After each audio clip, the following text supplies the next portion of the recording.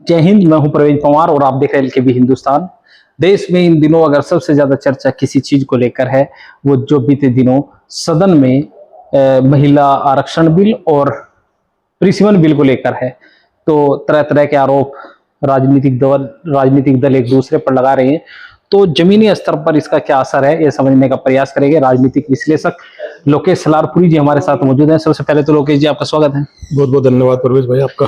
लोकेश जी, देश में जो 3 दिवसीय सत्र चला है, इसके बाद विशेष सत्र, इसके बाद बड़ी चर्चाएं देश की राजनीति में जिनको बल मिला है। एक तो ये कि सत्तारूढ़ भारतीय जनता पार्टी और उनके सहयोगी दल विपक्ष पर महिला विरोधी होने का आरोप लगा रहे हैं। सबसे पहला सवाल मेरा आपसे यही है कि इसको आप किस तरह से देखते हैं? देखो, ये जो 3 दिन का एक मैं से ड्रामा कहूंगा, पॉलिटिकल ड्रामे से ज्यादा कुछ भी नहीं था। ये जो 3 दिन उन्होंने विशेष सत्र बुलवाया था, कि दरअसल जो सत्ताधारी पार्टी है वो एक तीर से कई सारे निशाने साधने की तैयारी में थी, लेकिन वो शायद मुझे लग रहा है शायद बैकफायर कर गया। अब देखिए, इन्होंने महिला आरक्षण का जिक्र किया, इसमें पूरा महिला आरक्षण बिल है और देश की विपक्षी पार्टियां महिलाओं के विरोधी हैं। वे कैसे विरोधी है? जो बिल आप 2023 में पास कर चुके हैं, आप उसे लागू नहीं कर पा रहे हो, तो विरोधी तो आप हुए। फिर आपने ही जब बिल पास किया था, ये बात तब भी उठाई थी, विपक्ष की पार्टी ने समर्थन दिया था, पास हुआ था, उन्हें बात तब भी उठाई थी कि आप इसे लागू कब करेंगे। इन्होंने कहा था कि पहले जनगणना होगी, फिर परिसीमन होगा, उसके बाद नई उसमें 2029 में इसको हम लागू करेंगे, ये इनका कहना था। अब फिर विपक्ष कैसे विरोधी हुआ जब वो पहले पास किया हुआ? जो चीज आप पहले पास कर चुके हैं उस पर नए सिरे से फिर आप एक बहस छेड़ रहे हैं, कोई जरूरत नहीं थी। असल इनकी जो इच्छा थी वो कुछ और थी, वो बहुत गहरी साजिश थी, वो विपक्ष ने पकड़ी। खासतौर पर साउथ के लोगों ने उसे बहुत विशेष तौर पर पकड़ा है। साजिश वो थी, वो साजिश में ये बैकफायर कर गए और यही वजह है कि ये संविधान संशोधन विधेयक इन्हें करना था, वो पास नहीं कर पाए। अब वो क्या था, किस तरह की साजिश? मैं वो आपको ही बता रहा हूँ। अभी क्या है कि जब मिसेस गांधी प्रधानमंत्री थी, क्योंकि हमारा परिसीमन का हर 10 साल बाद आयोग बनना, हर बार 10 साल बाद जनसंख्या के आधार पर सीटें कम ज्यादा होनी होती है, ये संवैधानिक सिस्टम है हमारा। और इसे बदलने के लिए हमें संविधान में संशोधन करना पड़ेगा, जो 2/3 सांसदों से होता है इस सदन के। तब क्या हुआ, चूंकि जो साउथ इंडिया के देश हैं, दक्षिण भारत के लोग हैं, प्रदेश जो है, प्रदेश जितने भी हमारे हैं, उन लोगों ने अपनी जनसंख्या को कंट्रोल किया। उत्तर भारत इस मामले में पिछड़ गया। तो इंदिरा गांधी ने ये 25 साल के लिए पीछे हटा था कि उन्हें ये कहा कि अब चूंकि हम परिवार नियोजन वगैरह था, बहुत चल रहा है और हमें उम्मीद है कि अगले 25 साल में ये लगभग बैलेंस हो जाएगा, तो इसे तब तक के टाल देते हैं। उन्होंने इसे टाल दिया। उसके बाद जब अटल बिहारी वाजपेयी थे, ये समस्या फिर उठी, ये मामला फिर सामने आना ही था, परिसीमन डिमिनिशन करें और सीटों को बढ़ाए। अब अटल बिहारी वाजपेयी भी चूंकि सुलझे राजनेता थे, वो चीज को समझ गए कि अगर हम इसे अभी ऐसा करते तो फिर विवाद उठेगा, चूंकि जो दक्षिण भारत के प्रदेश है वो सारे अपनी जनसंख्या कंट्रोल कर चुके, तो उत्तर भारत की स्थिति वही जो की तू थी। उन्होंने इसे 25 साल के लिए टाल दिया। अब 2026 चल रहा है, चूंकि 2011 में जनगणना हुई थी, उसके बाद 21 में होनी थी। 2021 की जनगणना के बाद फिर ये परिसीमन आयोग बैठना था और फिर सीटों का डिलिमिटेशन होना था। लेकिन वह क्या कि इन्होंने जनसंख्या पीछे हटा दी, जनगणना सॉरी, जो 1971 में जनगणना हुई थी, अगर आपको याद हो, तब भारत पाकिस्तान का युद्ध हुआ था, बांग्लादेश का निर्माण हुआ था, तब भी इस देश में आपने जनगणना को नहीं रोका था। तो इन्होंने 2021 में कोरोना के नाम पे जनगणना को रोक दिया, जबकि उसी दौरान कई सारे चुनाव हुए हैं देश में, चुनाव इन्होंने नहीं टाले, जनगणना टाल दी। तो इनकी नीयत में कहीं खोटा है, तो तभी महसूस हो गया था। इनके बहुत सारे काम है वैसे ऐसे ही हैं, अगर सही सी समीक्षा करोगे हर जगह इस तरह के मिलते हैं इनके कारनामे। खैर, अब 2026 की बात आई, तो इन्हें एक सिस्टम बनाया कि अभी जनगणना तो पता नहीं कब होगी, क्या होगा मैटर, और आप सीधे सीधे फार्मूला दे कि हम ये करते हैं कि जितनी सीटें उसकी 1.5 गुनी कर देते हैं। विपक्ष को ये बात काफी दिन से पता थी, जब से इन्होंने नई संसद बनाई थी कि ये सीटें बढ़ेंगी जी। अब सीटें बढ़ने का फार्मूला क्या लाएंगे, ये इनको देखना था। जनगणना से पीछे हट रहे थे लगातार, विपक्ष पूरी तरह तैयार था। जब इन्होंने कहा कि हम हर जितनी सीटें लोकसभा की उसकी 1.5 गुनी करेंगे, यानी यूपी की 80 से 120 होंगी, जहां 20 थी वहां 30 होंगी। अब इस मामले में पेच फंसा उत्तर दक्षिण भारत के बीच में, क्योंकि दक्षिण भारत की सीटें अनुपात में बहुत कम बढ़ती जी। यानी मैं आपको एक मोटा मोटा आइडिया बता दूं, कि इस पूरे फार्मूले से जो उत्तर भारत की सीटें उनको लगभग 4.5-5% का लाभ हो रहा था जनसंख्या उस गिनती में, और लगभग 4-5% का दक्षिण भारत को नुकसान हो रहा था। यानी लगभग 5% कैपेसिटी उनकी कम हो रही थी। अगर 100 सीट है तो 5 सीटें कम हो रही थी उनकी। उन इस चीज को लेकर उन्हें उबाल आना लाजमी बात था। ये इसको ऐसा करना चाह रहे थे, तो यहाँ विपक्ष अड़ गया।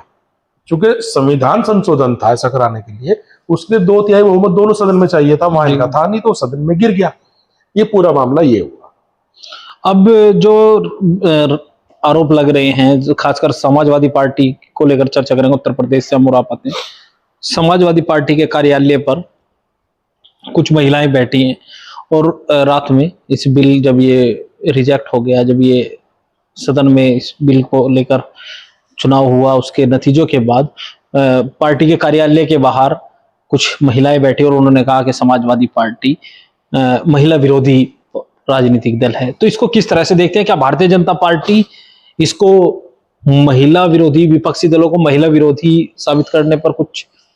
देखो, वो जो महिलाएं इन्होंने भेजी थी, पहली बात उन महिलाओं को ये पूछना चाहिए था, भाजपा से पूछना चाहिए था कि यूपी में आपकी कितने महिला सांसद हैं। शायद एक है, जहां तक मेरी जानकारी है, भाजपा के टिकट पर। भाजपा के टिकट पर एक ही महिला सांसद है, हेमा मालिनी जी। हेमा मालिनी है मथुरा से। लेकिन उधर समाजवादी जिनके दफ्तर में पूछने गई थी वो महिलाएं, उनके 5 सांसद है साइकिल के टिकट पर, है ना।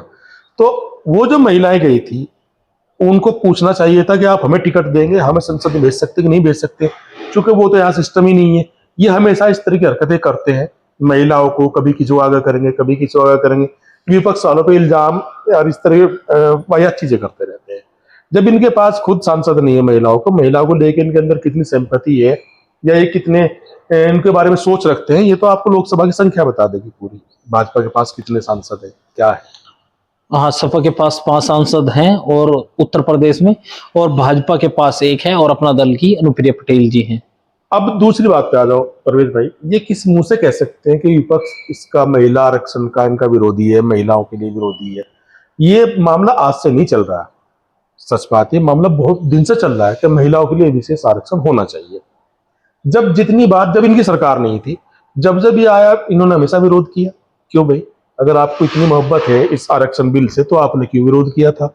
और जब उसके बाद ये लेकर आए तो विपक्ष ने विरोध नहीं किया, सुझाव जरूर दिए थे, उन्होंने, उनके जेन्युइन पॉइंट थे उनके कि अगर आप लेके आ रहे हैं तो कम से कम ओबीसी के लिए, दलित के लिए, मुस्लिम के लिए, उसके लिए भी तो इसमें कुछ कीजिए।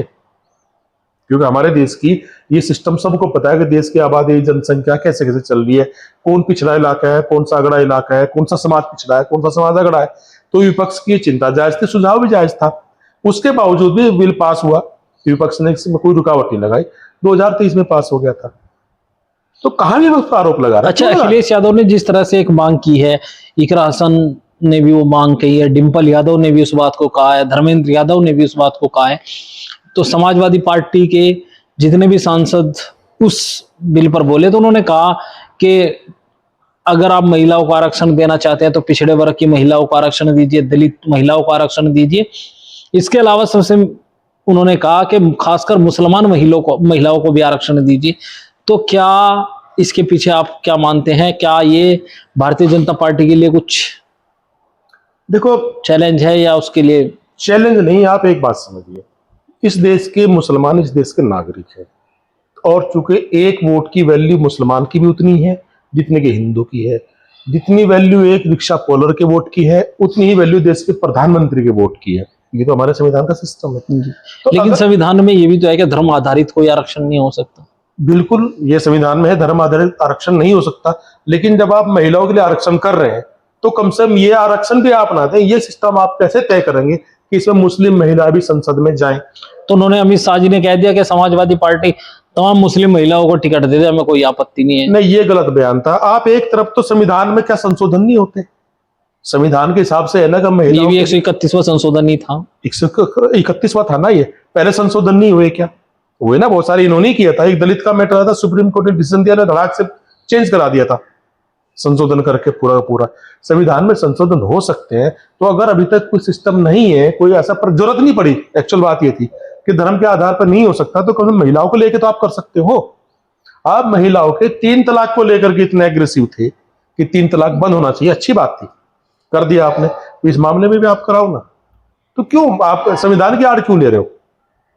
और अगर एक समाजवादी पार्टी या कोई विपक्षी पार्टी कह रही है कि महिलाओं के लिए भी आप इसमें आरक्षण बनाइए, तो सही जेन्युइन सही डिमांड है, क्योंकि मुस्लिम महिलाएं हो, हिंदू महिलाएं हो, दलित महिलाएं हो या किसी और जाति समाज की महिलाएं हो, इस देश के नागरिक है, उनको भी अपनी समाज की बेहतरी के लिए कुछ करने का अधिकार है उनका, तो उसमें कोई रोक नहीं लगनी चाहिए। मेरा तो ये मानना है निजी तौर पर। जिस तरह से आपने कहा कि जो लोकसभा के सांसद हैं उनका आपने जिक्र किया कि लोकसभा में समाजवादी पार्टी के 5 सांसद हैं और भारतीय जनता पार्टी के उत्तर प्रदेश से 1 महिला सांसद है, तो क्या आपको लगता है कि विपक्षी दल महिलाओं को ज्यादा प्रतिनिधित्व दे रहा है? आपके सामने आंकड़ा है तो सही। आप यूपी की अगर बात करते हैं, केवल यूपी की बात हम करते हैं फिलहाल, यूपी में मुख्य विपक्षी दल कौन है? समाजवादी पार्टी। उसके 5 सांसद है, भाजपा का 1 है, जबकि सीटों में अंतर है। अगर ये कंडीशन है आपके पास, यानी 5 गुना आपसे रखे हुए हैं फिलहाल, और अगर परसेंटेज निकालो तो बहुत ज्यादा बैठता है, तो फिर सारा खेल ही सामने आपके। जाहिर सी बात है कि वो इस बात पर सम्मान दे रहे हैं, आप नहीं दे रहे। जो उनके नाम पर राजनीतिक रोटी सेकना चाह रहे हैं सत्ताधारी पार्टी, वो सम्मान दे कहां रही है? या तो आपके पास महिला लीडर नहीं है। जब आपके पास महिला लीडर नहीं है, आप उनको सम्मान देने की बात करते हो, आरक्षण की बात करते हो, महिला लीडरशिप आपके पास है नहीं। आपके पास क्या है? महिला कार्यकर्ता है। आप उनको स्कूटी में बिठा के समाजवादी पार्टी के दफ्तर पर भेज सकते हैं, आप उनको कहीं और इस्तेमाल करने भेज सकते हैं। तो क्या आपकी पार्टी में महिलाओं का केवल इतना इस्तेमाल है कि आप उन्हें बस किसी कार्यकर्ता बना के भेज दे, या आपके किसी जिले में आपको कोई बड़ा नेता जाए वो आपको फूल माला डाल के स्वागत कर दे? क्या केवल इतना ही सम्मान है आपके यहाँ महिलाओं का? कम से कम हमारे समाजवादी पार्टी ने प्रूव करके दिया कि नहीं, हमारे तो हमने 5 सांसद दिए आपकी यूपी से। तो 2027 के जो विधानसभा चुनाव उत्तर प्रदेश में होने, इसका क्या लाभ भारतीय जनता पार्टी को मिलेगा या सपा को मिलेगा? सपा को निश्चित तौर पर इसका लाभ मिलेगा। किस तरह से? क्यों नहीं मिलेगा? क्या महिला वोटर समाजवादी के पास नहीं है? क्या उन्हें यह दिखाई नहीं दिया कि समाजवादी पार्टी आपके हकूक लड़ रही है?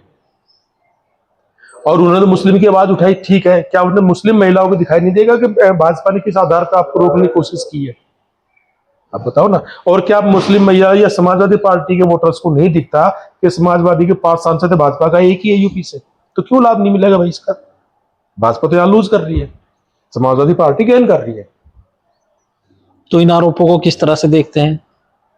भाजपा के आरोप, क्या ये जो राजनीतिक पिच भारतीय जनता पार्टी तैयार कर रही है, क्या इसका लाभ कितना मिलेगा? ये ऐसा हुआ कि जैसे किसी बॉलर ने बहुत बढ़िया बाउंसर मारी हो और बल्लेबाज शातिर उसे छक्का मार दिया बाउंसर के ऊपर, ये कुछ ऐसा है। इन्होंने कोशिश की थी लेकिन वो औंधे मुंह गिर गया। फिलहाल इसका लाभ इनको नहीं मिलेगा, ये नुकसान है। तो जिस तरह से देश में 2 बिलों को लेकर चर्चाएं हैं, महिला आरक्षण बिल और उसके बाद कृषि का जो बिल कल सदन में रखा गया, हालांकि वो पास नहीं हो पाया, उसको लेकर हमने लोकेश सलारपुरी जी से चर्चा की। इस वीडियो में बस इतना ही। आगे की अपडेट के लिए बने रहिए एलकेबी हिंदुस्तान के साथ। जय हिंद।